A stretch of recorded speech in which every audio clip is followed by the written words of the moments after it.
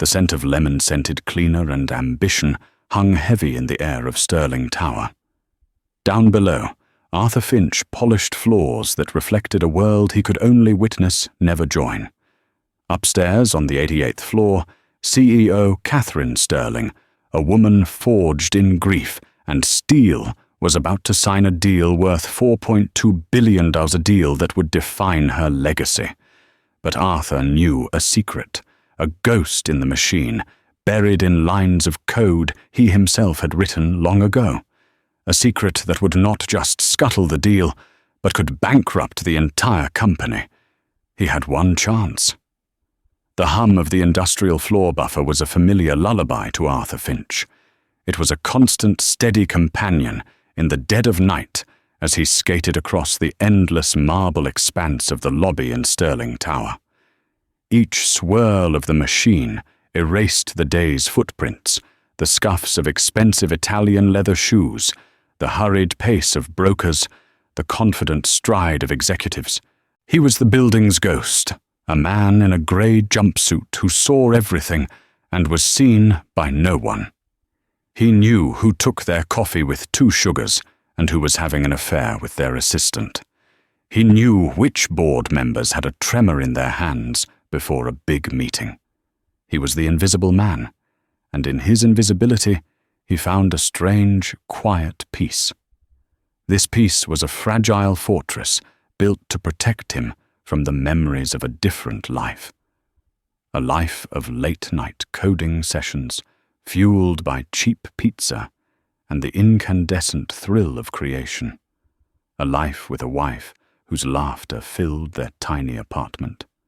A life before it all came crashing down, leaving him with nothing but a broken heart and a 5-year-old daughter, Maya, whose bright eyes were the only stars in his darkened sky. Tonight, the hum of the buffer couldn't drown out the building's own thrum of anxiety. Sterling Innovations was on the verge of its biggest acquisition ever, a $4 billion deal to purchase Omnicorp and its revolutionary logistics platform, Nexus. The name alone sent a shiver of ice through Arthur's veins.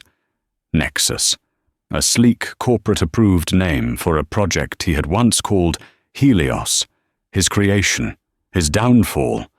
He guided the buffer toward the glass walls of a ground-floor conference room, its lights still blazing at 2 a.m.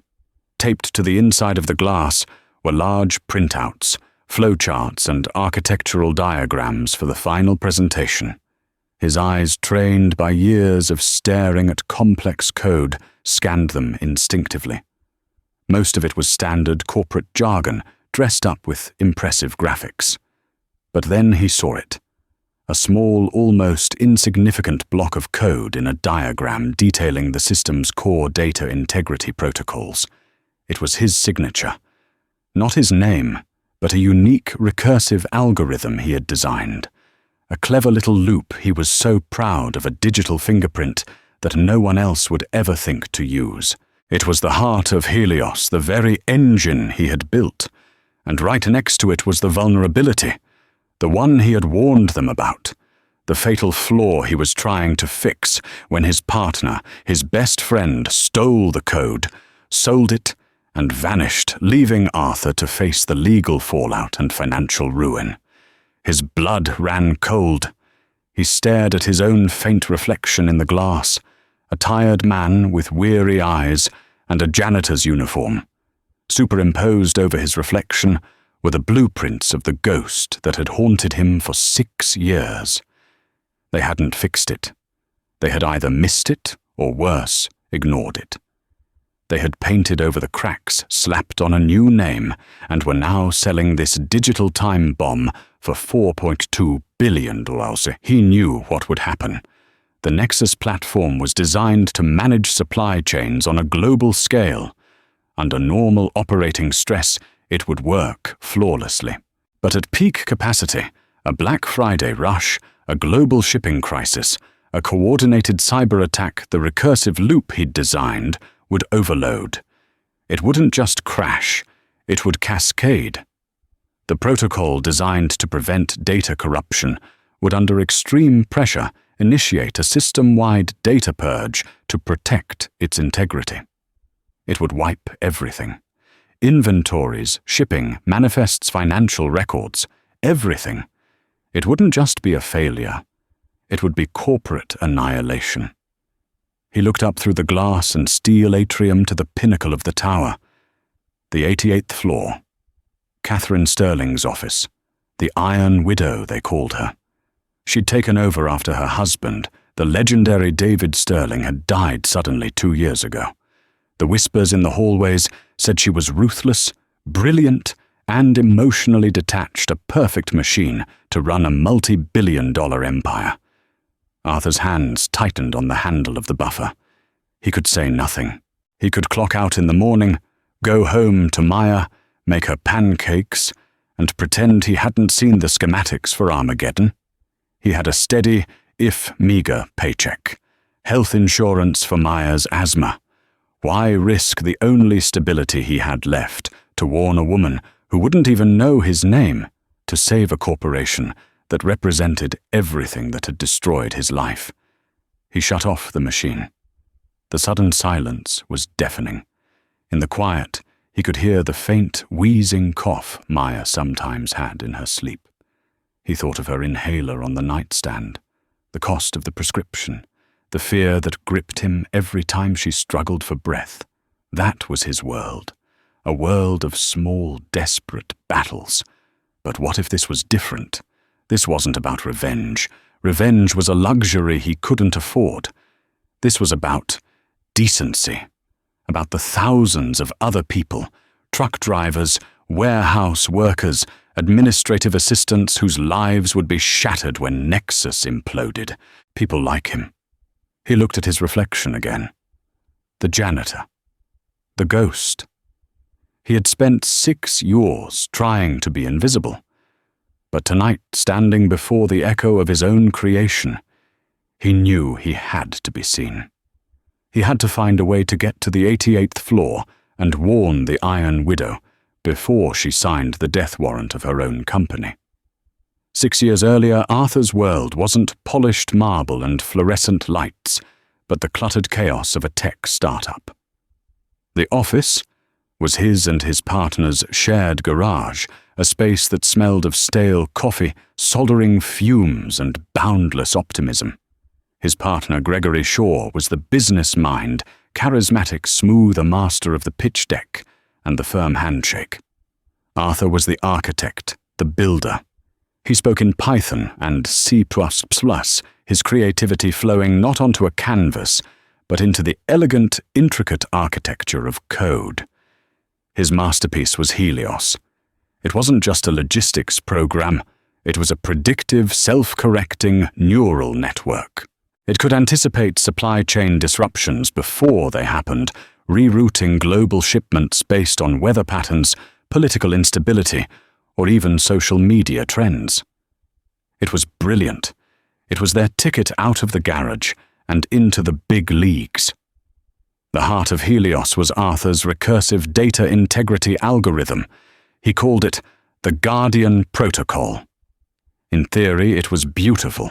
If the system detected a data breach or catastrophic error, it was designed to isolate the corrupted sector and purge it to save the whole. It was a digital amputation to prevent the spread of gangrene. But as their simulations became more complex, Arthur discovered a terrifying anomaly. Under a specific high-stress data threshold, a 1 in a million perfect storm of inputs, the protocol misidentified the entire system as a corrupted sector. The Guardian would turn into an executioner. "We have to rebuild the core," Arthur had told Gregory, pointing at lines of code on his monitor. "The logic is flawed.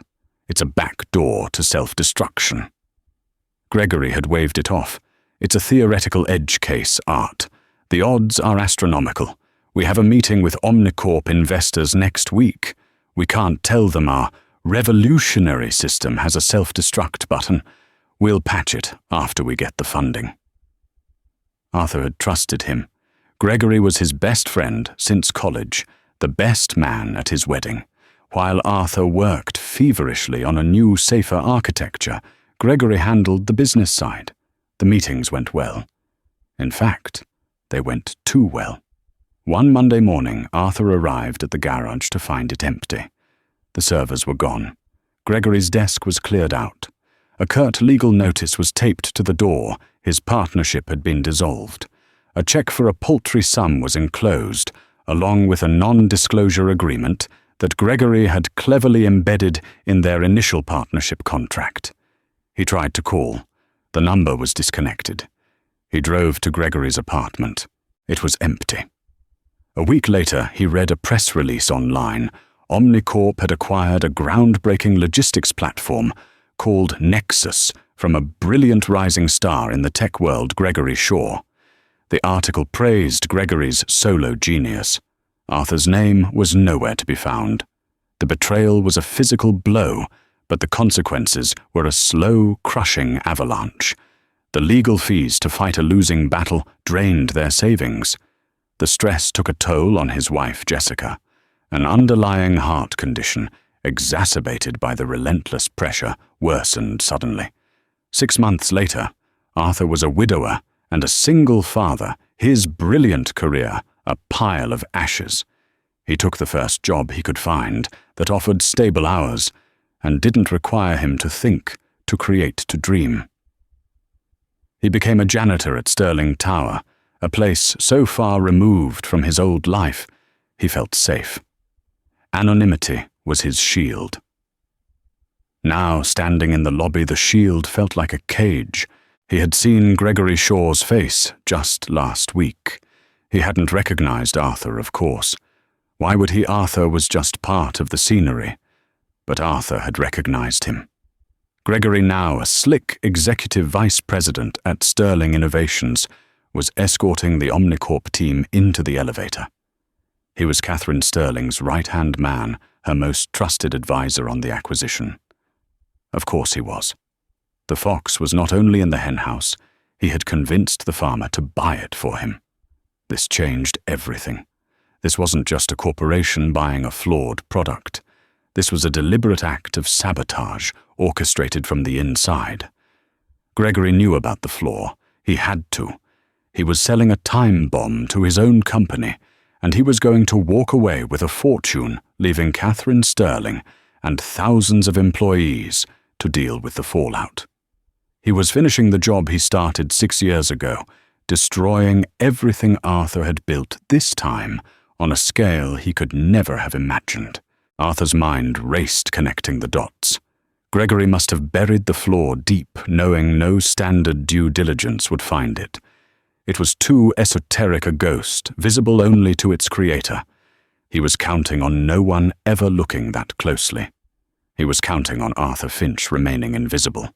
A surge of adrenaline, cold and sharp, cut through Arthur's fear. This wasn't just about decency anymore.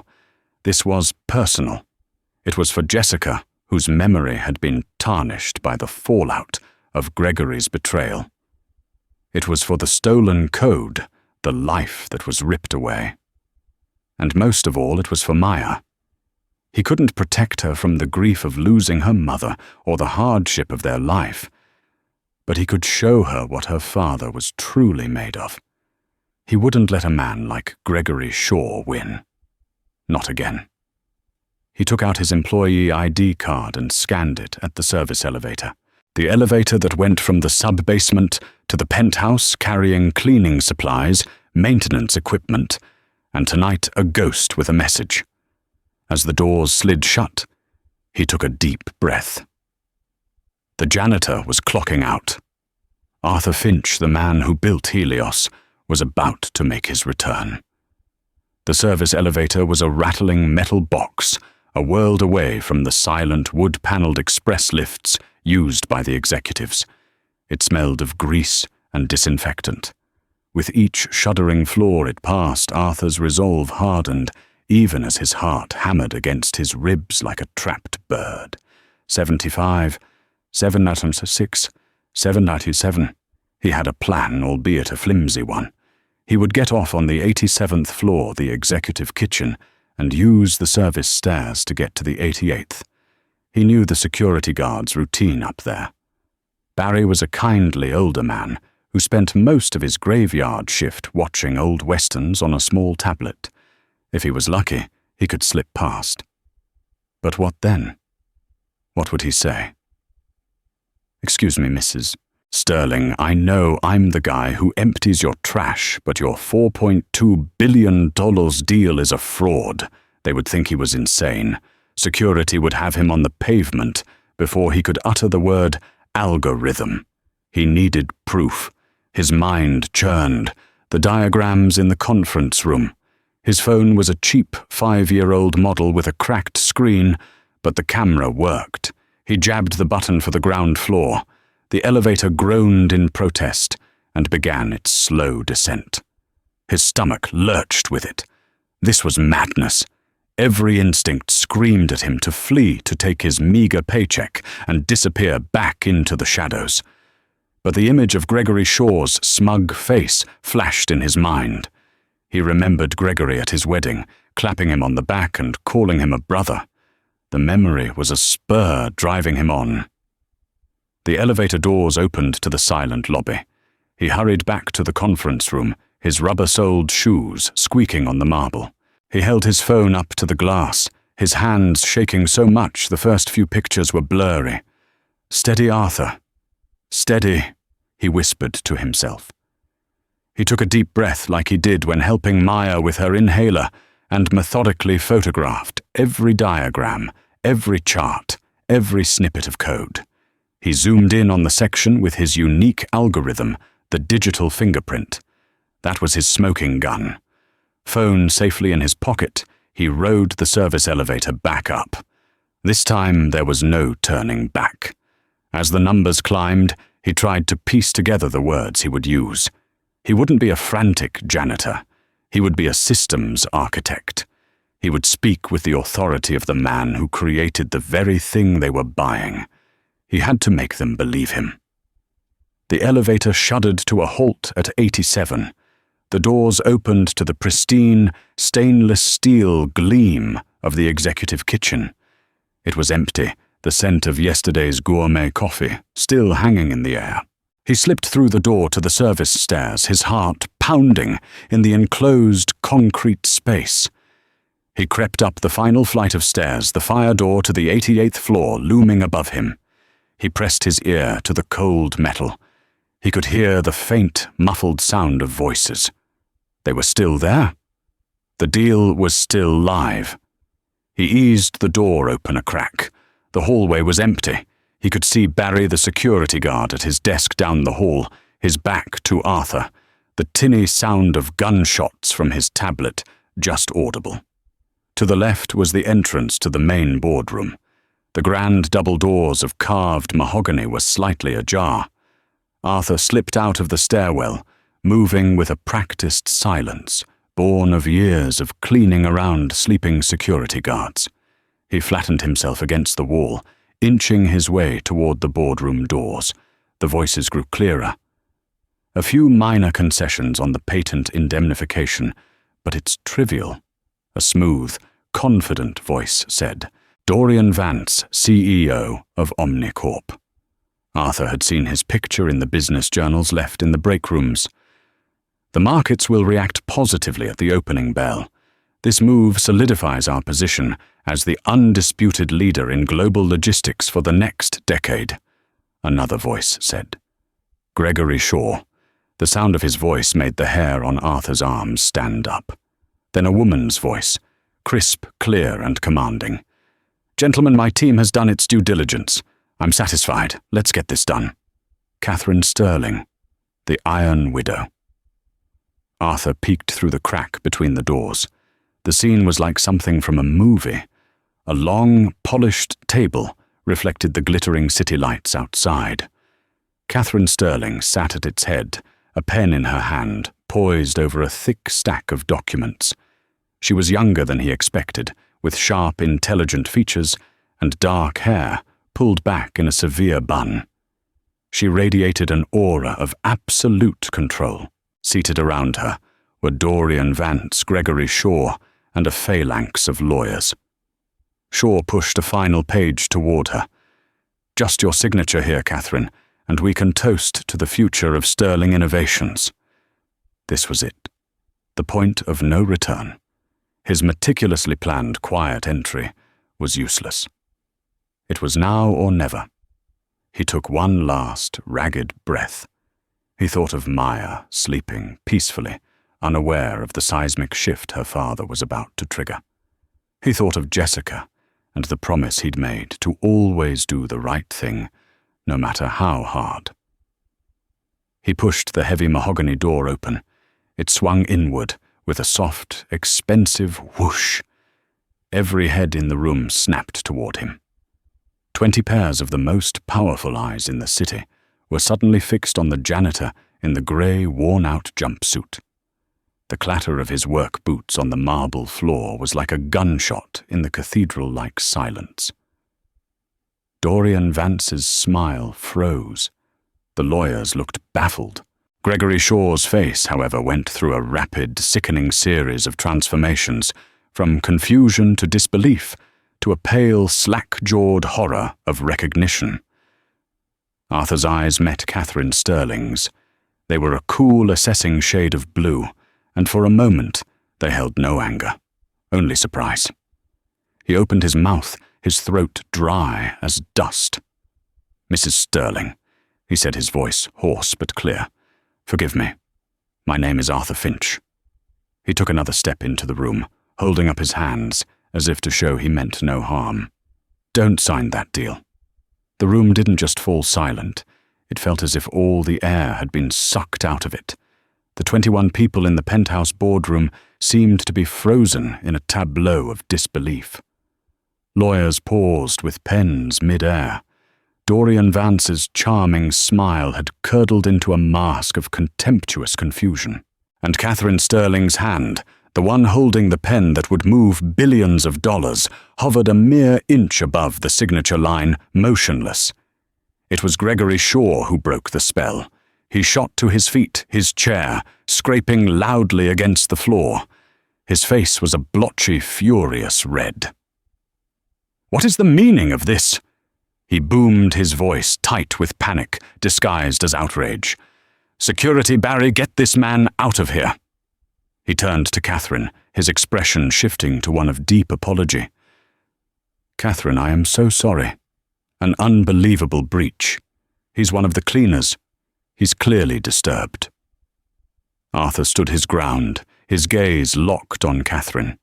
He ignored Gregory completely, as if he were nothing more than a buzzing fly. This was a conversation between him and the queen of the castle. Everyone else was just furniture. "Mrs. Sterling," he repeated, his voice gaining strength. "The Nexus platform is a Trojan horse. It has a catastrophic systemic flaw in its core architecture, a flaw that will remain dormant until the system is under maximum load, at which point it is designed to purge every byte of data it controls. It will not just fail, it will self-destruct and take your entire logistics division with it."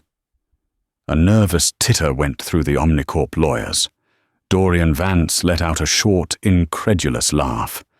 "Is this a joke, a prank from a competitor? The Nexus platform has passed every stress test, every third-party audit with flying colors.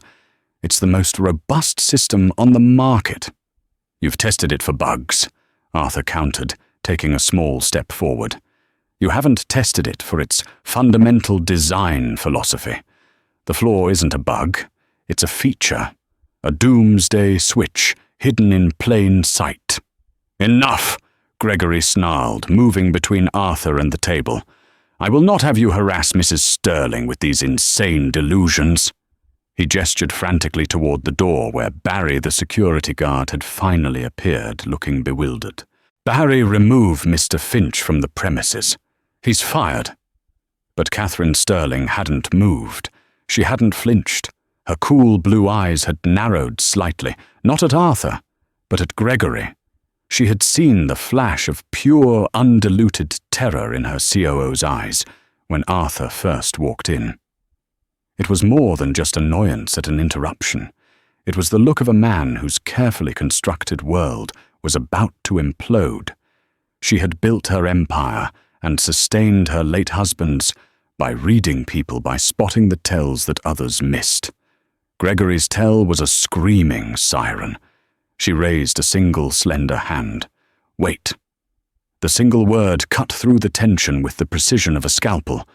Everyone froze again, their eyes now on her. Barry halted in the doorway. Gregory turned to her, his mouth slightly agape.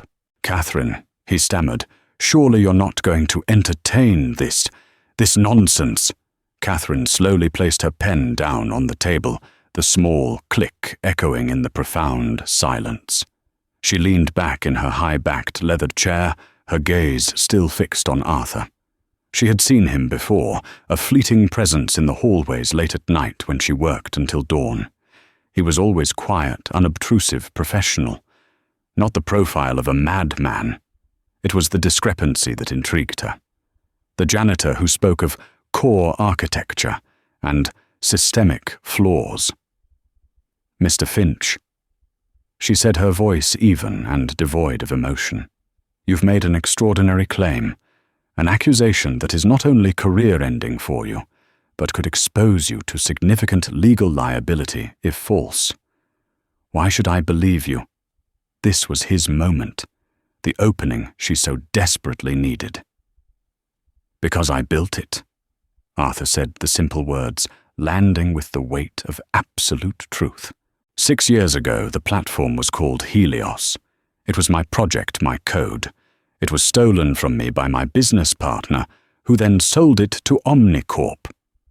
He risked a glance at Gregory, whose face had gone from red to a pasty, sickly white. "A man who I see is now your chief operating officer." The silence that followed was heavier, deeper than before. Every eye in the room swiveled from Arthur to Gregory Shaw. Gregory opened his mouth, but no sound came out. He looked like a fish gasping for air. Dorian Vance finally spoke up, his voice dripping with condescension. "This is absurd. A fantastical story from a disgruntled employee. Mrs. Sterling, I urge you to ignore this man and conclude our business. We have a schedule to keep." Katherine ignored him. Her focus was entirely on Arthur. "You say you have proof?" "Yes, ma'am." Arthur said, his hand going to his pocket. "I have proof." He pulled out his cheap, cracked phone. He knew how it must look, this flimsy piece of plastic, in a room that ran on devices worth thousands. He navigated to the photos he'd taken. In the source code for the Data Integrity Protocol, he explained, stepping carefully toward the table, there is a unique recursive algorithm. It's a piece of my own design, a sort of digital fingerprint. I can show it to you. And I can show you exactly how it interacts with the system's primary data governors to create the cascading purge scenario. He held out the phone. Gregory lunged. "Don't you dare!" He yelled, his composure shattering completely. He made a grab for the phone, his face twisted in a mask of desperation, but he never reached it. Katherine Sterling moved with a speed that surprised everyone. She shot out her hand, not to take the phone, but to block Gregory's path, her palm flat against his chest. It wasn't a violent shove, but it was an immovable, definitive stop. "Gregory," she said, her voice dropping to a dangerously quiet level. "Sit down." He froze his hand, hovering inches from the phone. He looked from her cold, unwavering eyes to the faces of the lawyers and executives, now staring at him with suspicion. Defeated, he slowly lowered his arm and stumbled back to his chair. Katherine Sterling turned her attention back to Arthur. She didn't look at the phone. She looked at his eyes. She saw the exhaustion there, the years of hardship. But she also saw an unshakable conviction, a desperate integrity. It was the same look her husband David used to have when he knew he was right against all odds. In that moment, she made a decision that went against every one of her advisors, against all conventional business sense, and against the man who had been her husband's most trusted lieutenant. She rose from her chair. "Gentlemen," she announced to the stunned room. "This meeting is suspended. The signing is postponed." A wave of protests erupted from the Omnicorp side. Dorian Vance stood up, his face apoplectic. "Postponed, Katherine. This is a $4.2 billion deal. You can't postpone it based on the ravings of a janitor." Katherine's gaze swept over him, and it was so cold, so utterly dismissive, that Vance stopped mid-sentence. "I can," she said, "and I have. My security team will show you out." She looked past Arthur to Barry. "Barry, please escort Mr. Vance and his team to the lobby." She then looked at her own legal counsel. "You are all dismissed. I will reconvene with you in the morning. Leave everything as it is." Then she turned to the two men at the heart of the storm. "Gregory, you will stay. You will not leave this room." Her voice left no room for argument.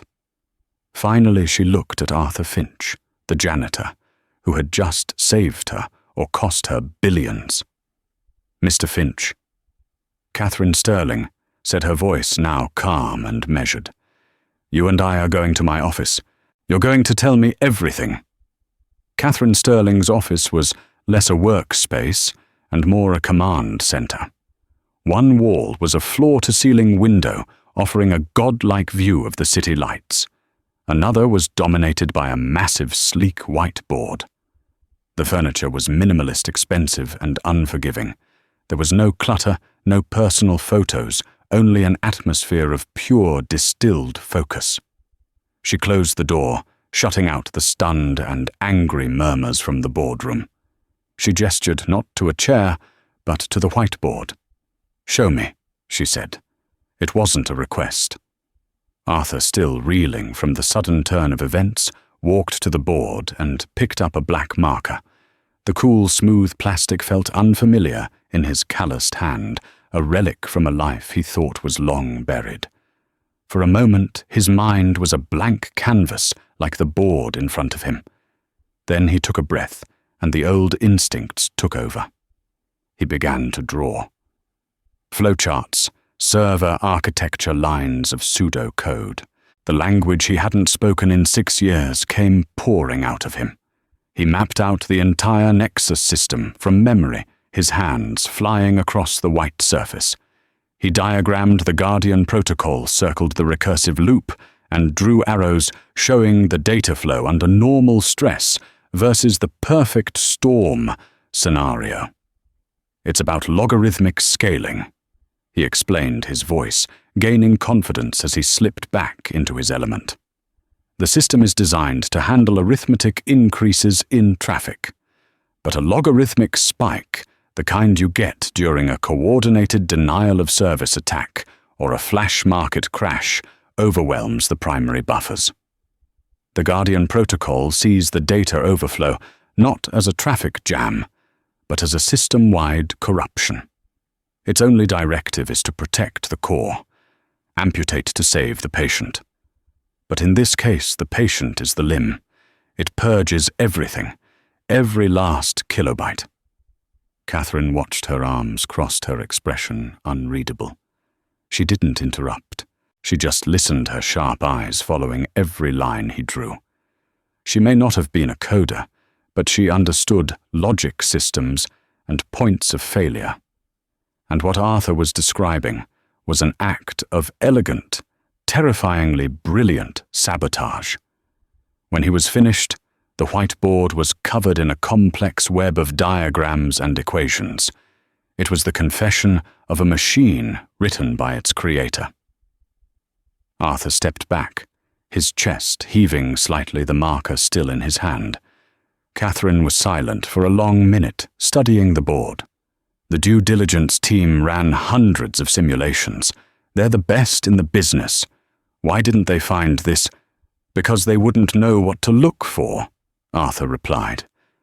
The trigger conditions are too specific. You'd have to simulate not just high traffic, but a very specific type of high traffic, hitting multiple nodes in a precise sequence. It's like a combination lock. Unless you know the numbers, you'll never open it. Gregory Shaw knows the numbers. Because I'm the one who told him. Katherine's gaze flickered toward the door behind which her COO was being detained.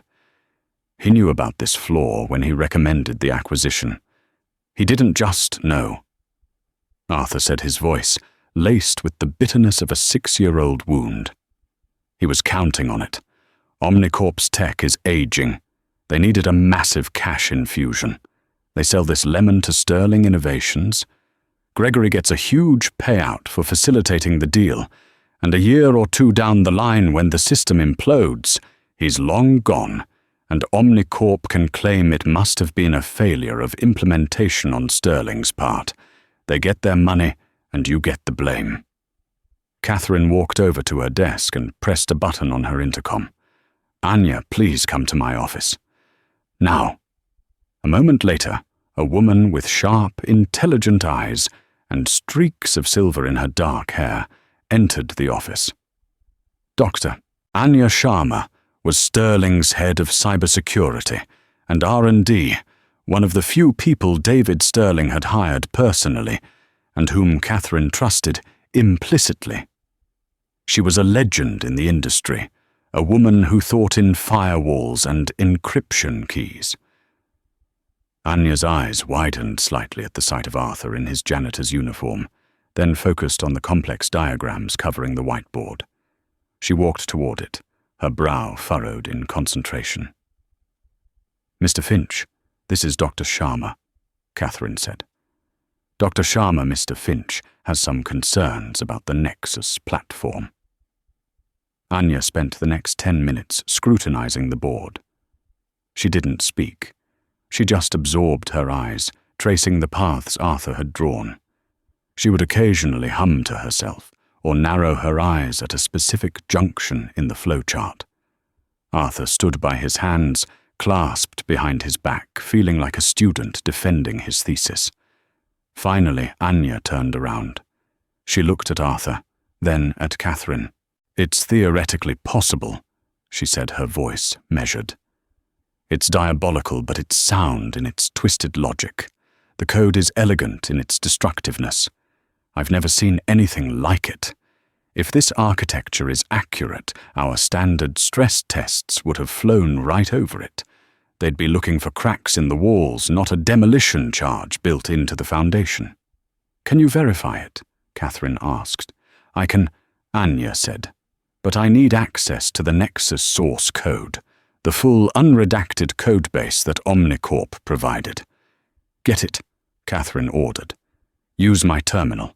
I want you to build a simulation based on Mr. Finch's parameters. I want to know if this is theory or reality. And I want to know now. Anya nodded, her expression grim. It'll take a couple of hours to isolate the code and run the simulation. You have one, Katherine said. As Anya got to work on Katherine's state-of-the-art computer terminal, Katherine turned back to Arthur. For the first time, a flicker of something other than steely control crossed her face. It looked like weary respect. Mr. Finch, she began. While we wait, why are you a janitor? Arthur hesitated. The story was so personal, so full of pain. But after the night, he'd had the last of his shields were down. He told her everything. About the garage startup, about his friendship with Gregory, about Helios, the theft, and the devastating aftermath. He told her about Jessica, and about his daughter Maya, and his quiet quest for a life small and stable enough that no one could ever knock it down again.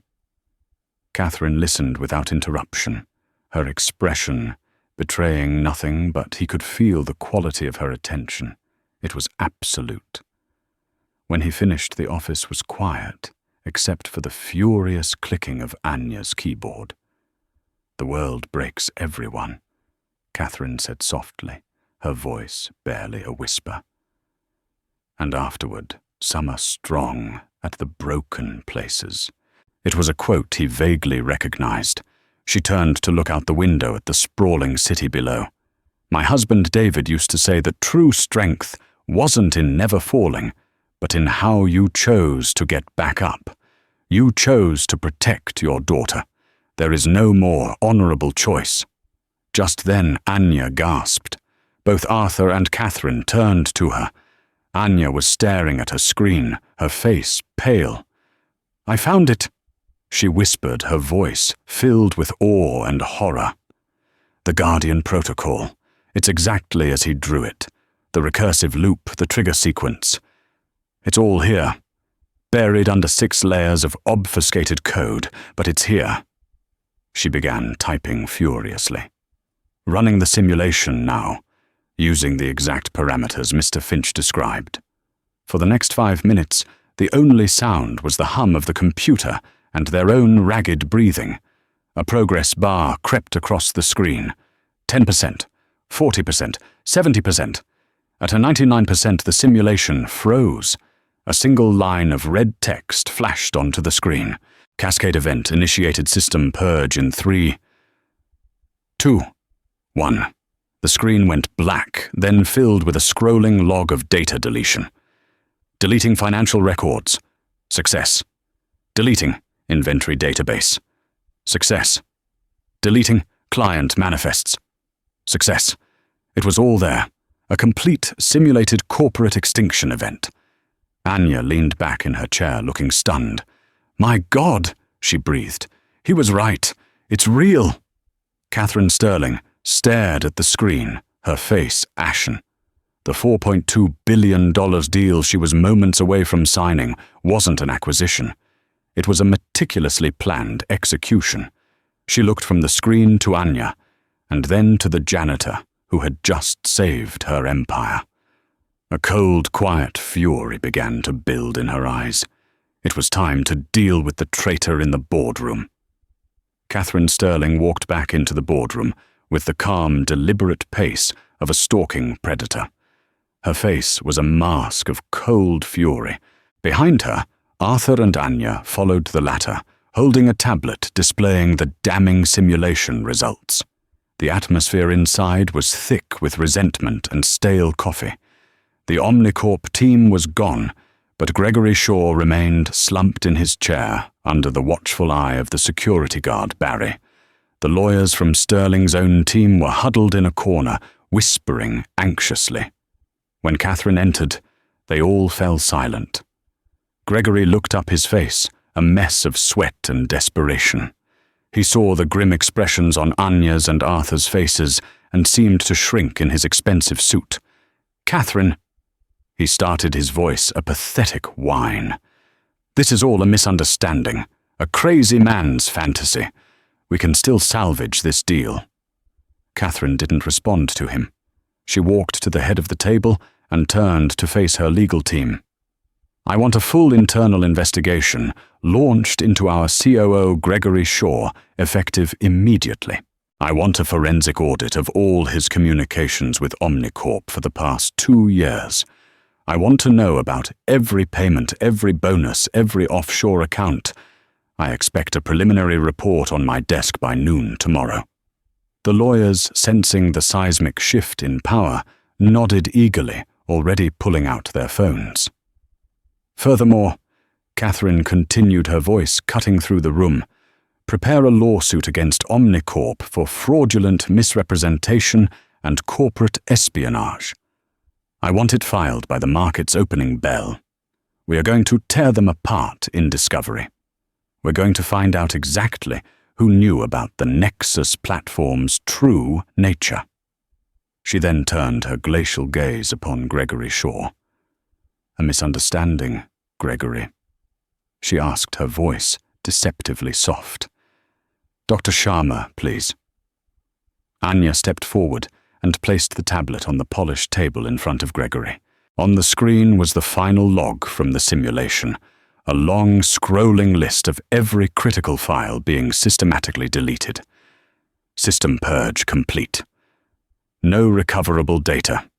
Gregory stared at the screen, and any remaining color drained from his face. It was irrefutable. It was the ghost of Helios come back to haunt him.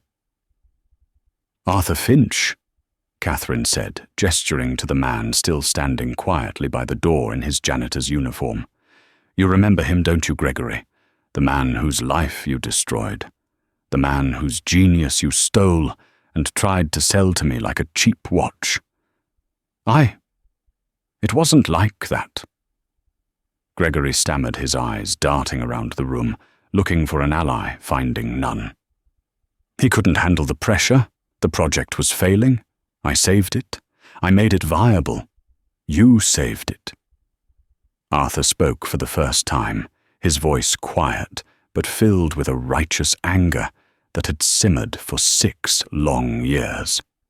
You knew about the flaw, Gregory. I warned you. I told you it was dangerous, and you told me it was a theoretical edge case. You didn't save it. You weaponized it. He's lying, Gregory shrieked, pointing a trembling finger at Arthur. It's his word against mine, a janitor. Who are you going to believe, Katherine him, or the man who stood by your husband's side for 15 years? Katherine let the question hang in the air for a long, torturous moment. She walked slowly around the table until she was standing directly behind Gregory's chair. David trusted you, she said, her voice low and laced with venom. He treated you like a brother. He brought you into this company, into our home. When he died, I trusted you to help me carry his legacy. Instead, you saw it as an opportunity. You saw a grieving widow you thought you could manipulate. She leaned down, her voice dropping to a whisper right next to his ear. You asked who I'm going to believe. I'm going to believe the man who risked everything he had left in this world to tell the truth, and I'm going to believe the man who had nothing to gain. You, Gregory, had millions to gain from your kickbacks, from Omnicorp, didn't you? That's what the audit will find, won't it? Gregory began to tremble uncontrollably. The facade was gone. There was no slick executive left, only a terrified, guilty man. Katherine straightened up and addressed the security guard. Barry, please escort Mr. Shaw to his office. He is to pack his personal belongings, and his personal belongings only. Dr. Sharma will supervise. He is not to touch his computer. When he is finished, you will walk him out of this building. His access is revoked. His employment at Sterling Innovations is terminated effective immediately. Katherine, you can't, Gregory pleaded, finally finding his voice as Barry put a firm hand on his shoulder. Think of the scandal. The stock price. You should have thought of that before you tried to burn my husband's company to the ground, Katherine said, turning her back on him. It was the ultimate dismissal. As Barry led the now sobbing Gregory Shaw from the room, Katherine faced her remaining staff. The aura of the grieving widow was gone, replaced by the decisive, powerful leader she had been forged to be. The Iron Widow moniker no longer felt like an insult. It felt like a title she had earned. Clean this up, she commanded her lawyers, and get me Dorian Vance on the phone. I believe he and I have a few things to discuss before the sun comes up. She then turned to Arthur, who had watched the entire scene unfold with a mixture of vindication and sorrow. The end of his long nightmare had been swift and brutal. Mr. Finch, Katherine said, her tone softening almost imperceptibly. You look exhausted. Come with me. Let's get you some coffee. There's one more thing we need to discuss your future. An hour later, as the first hints of dawn painted the Chicago skyline in shades of grey and rose, Arthur sat in Katherine Sterling's office, a cup of what was probably the most expensive coffee he had ever tasted in his hands. The adrenaline had faded, leaving behind a bone-deep weariness, but also a profound sense of peace. The ghost of Helios had finally been laid to rest. Katherine sat opposite him, not behind her imposing desk, but in a simple armchair, creating an atmosphere of quiet partnership. She had finished her call with Dorian Vance, a conversation that, from what Arthur could overhear, was short, brutal, and ended with the Omnicorp CEO sounding considerably less confident than he had a few hours prior. "Their board is convening an emergency session," Katherine said, setting down her own cup. "Their stock will likely be suspended by morning. You didn't just save my company, Mr. Finch. You exposed a massive corporate fraud." Arthur just nodded, unsure of what to say. He felt like a man who had stepped out of his own life and into someone else's. "I've had Dr. Sharma run a preliminary background check on you." Katherine continued, her tone businesslike again. "Your academic record is impeccable. Your early work on predictive analytics was years ahead of its time. What Gregory Shaw did to you wasn't just theft. It was a crime against innovation." She paused, her gaze direct and unwavering. "Sterling Innovations has a vacancy for a chief operating officer. But that's not what I'm going to offer you. Frankly, you're better than that. I am creating a new division, the Systems Architecture and Security Division. It will report directly to me, and its purpose will be to vet every piece of technology we acquire or develop, and to create our own next-generation platforms. It will be our shield and our sword." She leaned forward slightly. "I want you to run it. Not as an employee, but as a senior partner. I want you to build the things you were meant to build without fear of betrayal. I want you to build the real Helios here, with the full resources of Sterling Innovations behind you. We won't just fix the blueprint, we'll design a new one." Arthur was stunned into silence. Senior partner, his own division, the resources to finally bring his vision to life. It was more than he had ever dreamed of, even in the heady days in the garage. "Mrs. Sterling, Katherine," he stammered, I don't know what to say. I'm a janitor." "No," she corrected him gently. "You were working as a janitor. You are a brilliant systems architect who was dealt a terrible hand. I am not offering you charity, Mr. Finch. I am making a sound business decision. Your integrity and your intellect are assets this company desperately needs. The salary will, of course, reflect the position, and it will include the best health coverage we offer." Her last words hit him harder than anything else. The best health coverage. No more worrying about the cost of Myers inhalers. No more lying awake at night, terrified of a medical emergency. Tears welled in his eyes, tears of relief and gratitude that had been held back for 6 long years. "Yes," he whispered, his voice thick with emotion. "Yes, thank you."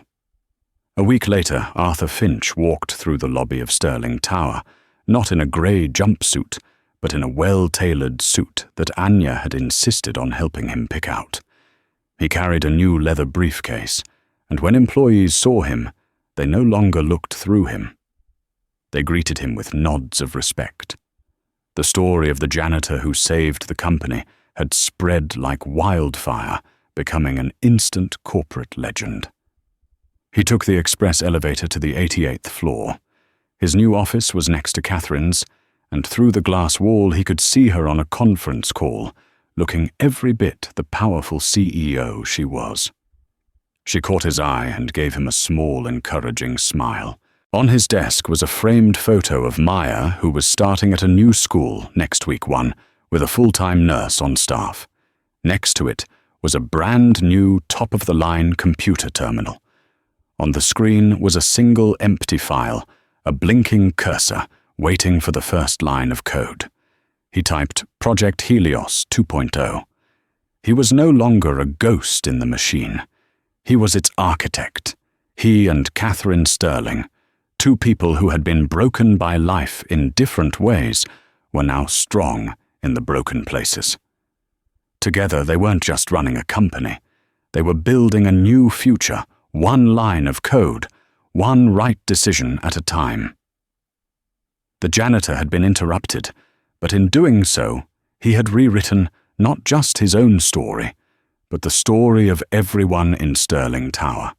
The story of Arthur Finch and Katherine Sterling is a powerful reminder that heroes are not defined by their job titles, but by their courage.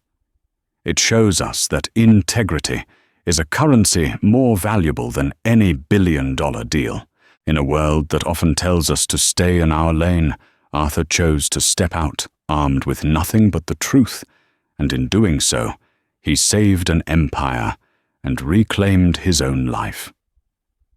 This story proves that one person's voice, no matter how quiet it may seem, has the power to shatter the silence and bring down walls of deceit. It's a testament to the extraordinary potential that lies hidden within ordinary people waiting for a single moment of bravery to be unleashed. If this story of courage, redemption, and unexpected connection moved you, please give this video a thumbs up. Share it with someone who needs a reminder that their voice matters. And don't forget to subscribe to our channel for more heartwarming stories that prove the best of humanity can be found where you least expect it. Click that bell icon so you never miss an update.